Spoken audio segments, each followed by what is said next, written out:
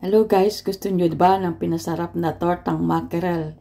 Ito lang, 2 kutsarang harina lang ang ilalagay natin o cornstarch para lumutong ang ating torta. Lagyan natin ng paminta, bechin, lagyan din natin ng paprika at garlic herbs at garlic granules. At ang sangkap nito ay ang iniwa-hiwang carrots, iniwa-hiwang sili na bell pepper, yellow or red, kahit ano pwede. Maglagay lang tayo ng mantika sa kawali at igisa natin ang ating sibuyas at bawang. At nang ganito, papulain lang natin siya ng konti para maging masarap ang amoy ng ating ginisang sibuyas at bawang. At pagkatapos, isunod natin ang ating carrots na iniwa-iwa lang maliliit lang. Ayan, chinap-chap-chap-chap lang natin ang ating carrots. Ayan. At ayan guys, abang iginigisa natin yan, timplahan naman na natin yung ating nilagay na 2 kutsarang cornstarch. Ihalo na natin yung iniwahiwang bell pepper na yellow and red. Ayan, at pagkatapos haluin natin uli yung ating ginigisa. Ayan, o diba, looks so colorful, hindi ka nga.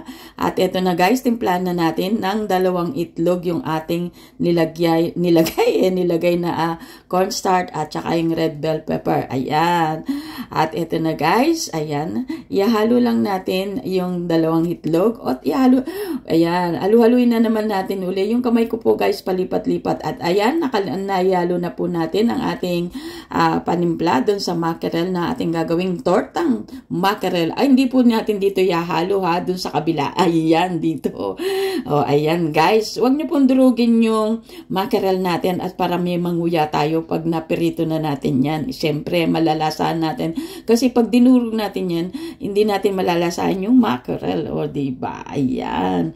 At pagkatapos guys, eto na, ihalo na natin yung ginisa nating carrots at sibuyas at bawang dun sa ating tinimplahang mackerel. At pagkatapos guys, yung pinaggisahan natin, dun din tayo maglagay ng mantika at dito din natin ipiprito yung ating tortang mackerel. Ayan. Parang gumawa ka lang ng patis. Ayan.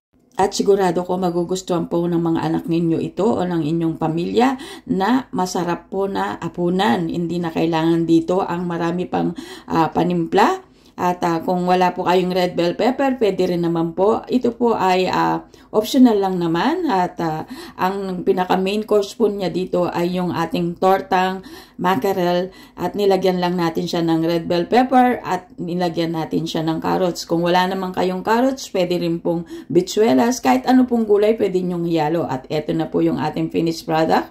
At pagkataayan po siya. Ito na po yung ating nilutong tortang mackerel. Ayan.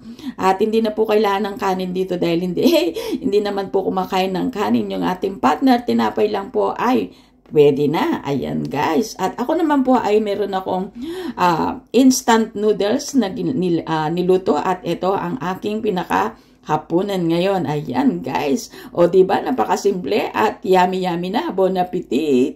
Tara na. Ito na. Simpleng ulam, simpleng pagkain sa ating paglamesa. Meron na tayong hapunan. Ayan.